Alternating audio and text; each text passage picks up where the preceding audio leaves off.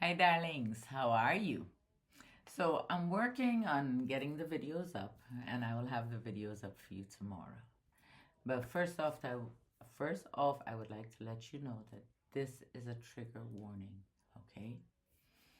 I have been going through some things and I always promised you that I would share, things that I think are important, parts of my journey. So the other day I had a little chat with a friend who's very intuitive. I'm gonna make a video in regards to her, and she's also a jeweler. Oh, I bought two of her pieces. I'll show it to you, but I wanted to let you know something. So, um, I started writing my autobiography when I was 16 years old, and I've always wondered what could a child of 16 know about life in order to write her story. And for a very long time, I wanted to start back writing. But for some reason, I couldn't. I felt stuck. So,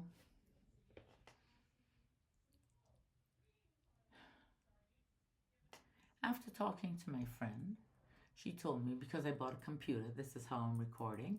But don't worry, babies, I'm going to get a way better reception, hopefully with videos. And for the time being, please understand, this might be the quality. I don't think it's too bad, actually. But at least you get to see a little bit more of me, on the table here. So, anyway, and always know I show you my cards. So, anyway, she told me, she said, Michelle, the next time I speak to you, I want to see that you have put pen to paper. And I said, okay. I've been doing a lot of meditation and things like that, trying to get in touch with my higher self, trying to listen to my messages. And that night, after me and her hung up the phone after talking for a couple of hours,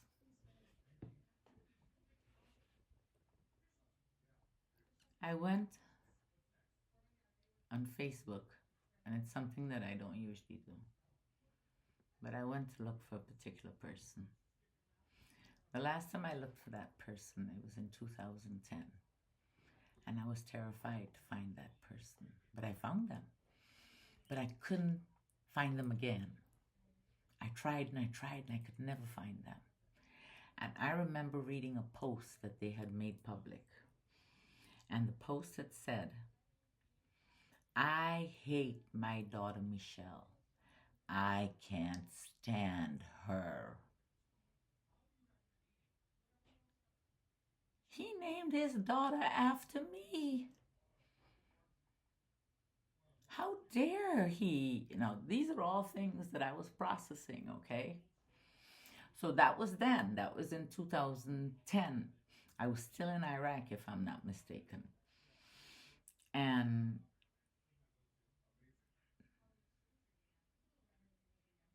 I looked for him and could never find him.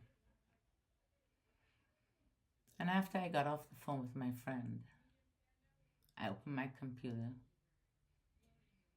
and I started writing.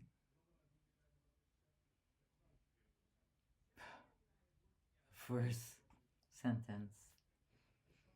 My hands are cold right now, but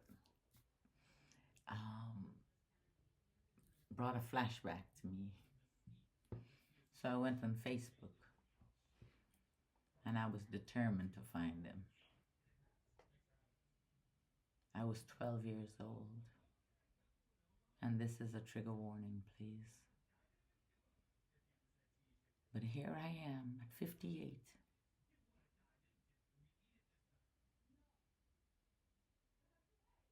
I started feeling immense pain in the area of my womb,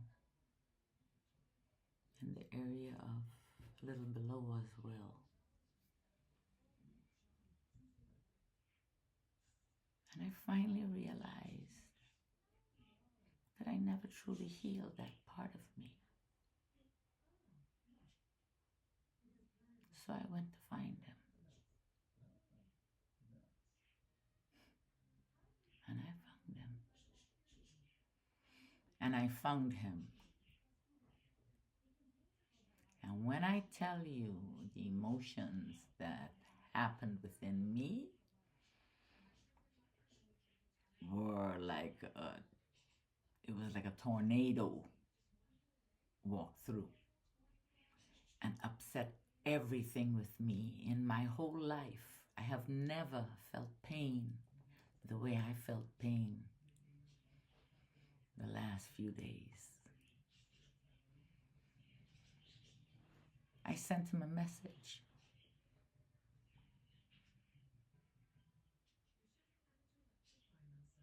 I was 12, he was approximately maybe 23.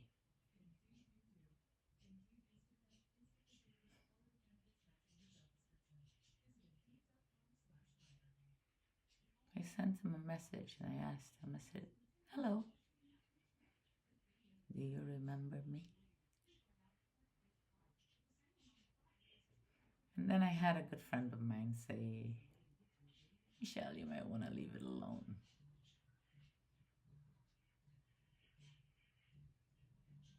So the message stayed there in the messages for a while.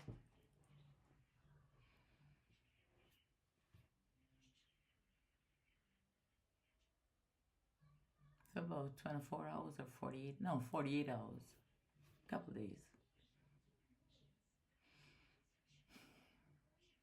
And he does have a child by my name.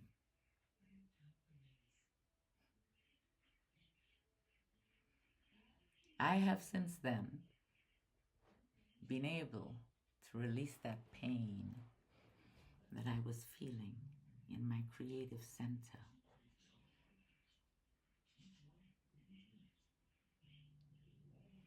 It was rough because the pain was so physical and at the same time so deep I couldn't understand or feel it. Like I felt it, but I couldn't. I cried, and I screamed when I could. I was in my car and I played my music and I drove and I screamed. I have a group of beautiful, beautiful, beautiful, beautiful, intuitive healers, counselors that are my friends, physical people, because we always will always and should always have someone that we can count on too. Because sometimes we can get caught as well, into a spot that we can get rid of. So never, ever, ever feel bad about reaching out for help. I'm just telling you how I dealt with mine.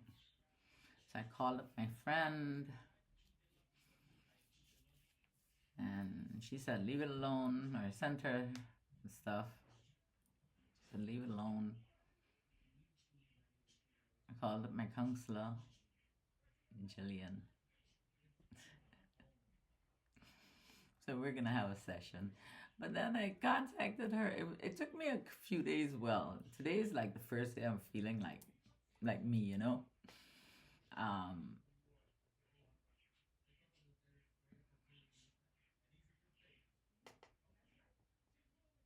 But it's okay.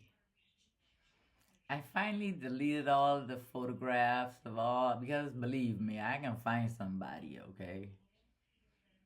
Man, I finally deleted everything. Speaking about it, I have this feeling of this coldness that's running through my hands and my stomach. But there's no pain there. And for every story I will ever tell you, and I'll call it a story, every story I will ever tell you, at the time I'm telling you, whatever it is, I will feel that emotion. I will be in that moment. The point is, we have to be so very grateful for the dark times, for the times that made me feel like this. Oh, we have to be so grateful because everything that happened, there would be no light without that darkness, because you got to be lost within that darkness in order to see this light. And darlings, it's there. Be grateful. Be grateful for every time you stump your toe, my loves. It's an ongoing process, the process of healing. This man, I'll go a little deeper. This man, my father found out. And this man, excuse me, some water.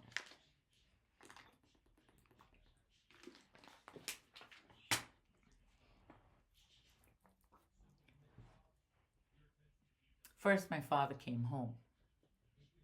By then I was 13. It was 3 days before my 13th birthday. They had fed me some alcohol and I was pretty, I guess, out of it. I am happy that, there we go. I'm happy that I can't remember the physical pain, you know.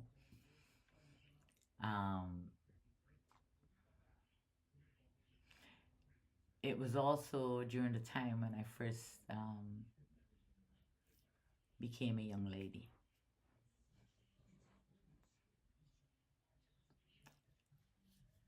I was with a friend when that happened, and I can't go too much into detail just for the sake of, privacy of other people, But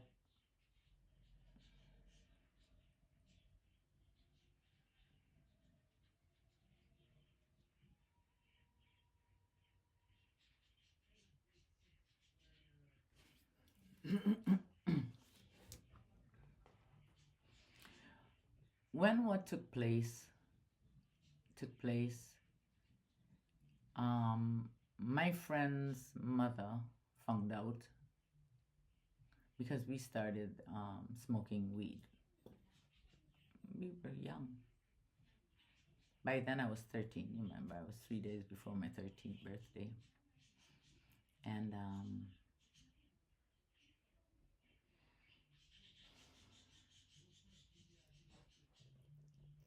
I never told anyone. We kept it a secret.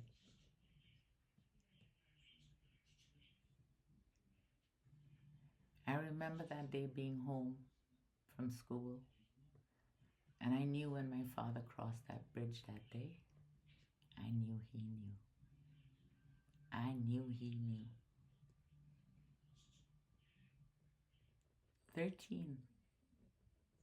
I was so innocent in so many ways.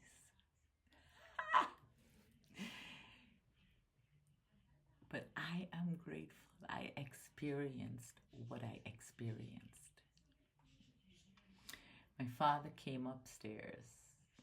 Like I said, I already knew. From the time he walked up there, I knew. And I didn't know that my friend's mother had found out anything as yet. But I knew when I heard my father come over that bridge, it was before he was supposed to come home. I knew he knew. And he walked in the house and he said, "Michelle, get in here." And it was in his bedroom. And he locked his door. My mom was home that day.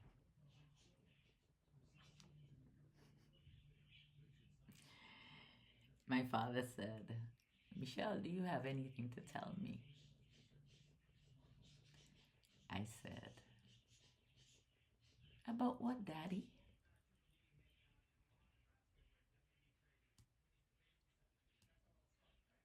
He said, "Michelle, do you have anything to tell me?" all the while taking off his belt. Now, mind you, back in those days, this was,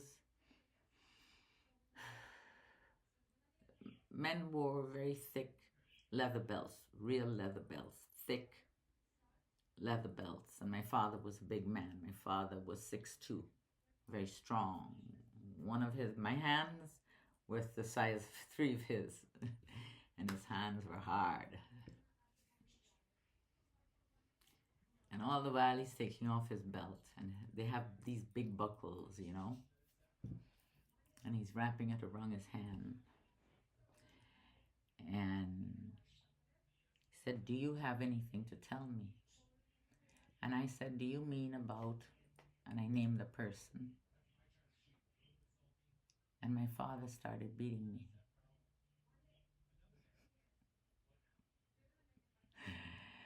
My dad started beating me. My father beat me till that belt broke in 3. Then he turned the belt around. Oh, well, actually, before it broke in 3, when it broke in 2, he turned the belt around and he said that wasn't good enough. And he started beating me with the buckle. And then when that wasn't good enough, he started punching me. All this while, I never cried. I told him, "Hit me again." And every time he punched me, I fell on the ground. I got back up. I said, "Hit me again." And my father beat me like I was a man, a grown man standing in front of him. This story is not for pity. This story is a lesson.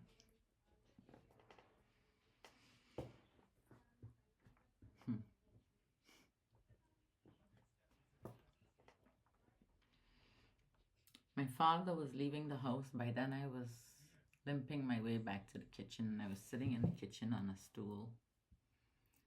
And my father always wore these big gold rings.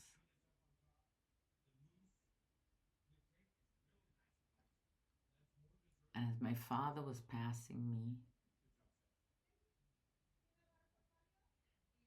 he raised his hand and he smacked me right onto my neck. Then he turned the rings around and he smacked me again on the other side. Then he left.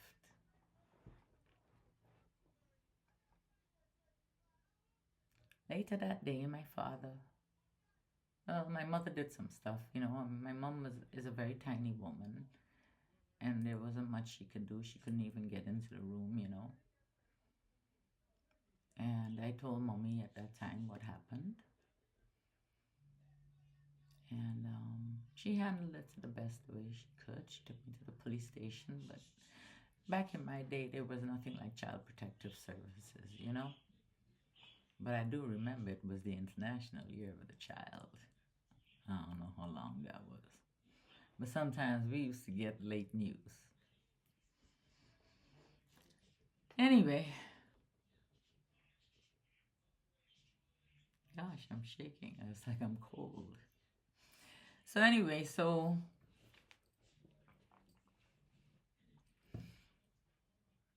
the man, and I will call him a man even though he was in his 20s because I was 12. Even though it was 3 days before my 13th birthday, I was still a child. So anyway, the man found out that my father was looking for him. That man went to my father's job. My father beat me because my father believed him before he would ever believe me.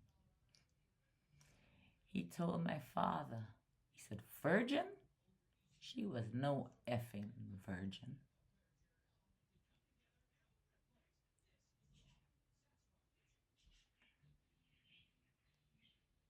And my father took his word over my word. And back then I had no one to talk to. That's why I always tell you you're not alone.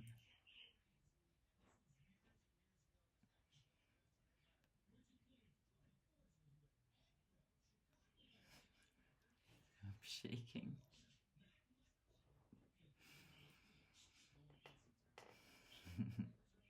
But you know, it's okay to cry and it's okay to show emotion. You know, it really is.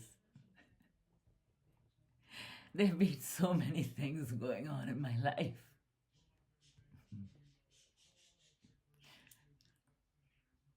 My mother is doing really well. So that has nothing to do with that. But my darlings, aside from what I'm going on, I have a message for you, okay? If someone shows you their true colors, if someone berates you, and I'm speaking to both my masculine and my feminine, if someone makes you feel unworthy, if someone has shown you this more than one time, take heed. That's their true self.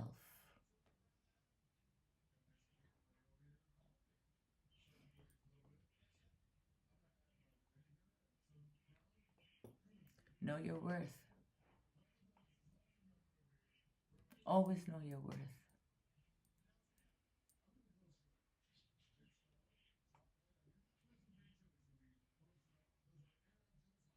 You know, then they come back and they say, I'm a change.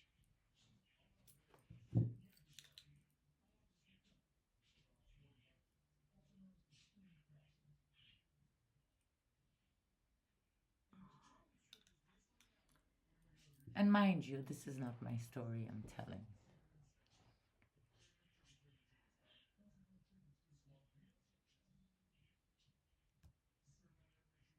But when someone shows you who they are, believe it. If you ever pray, whether you call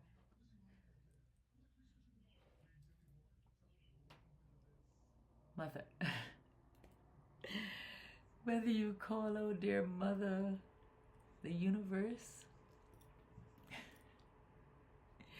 whether you say God, whether you say source, whether you say creator, creator of all things,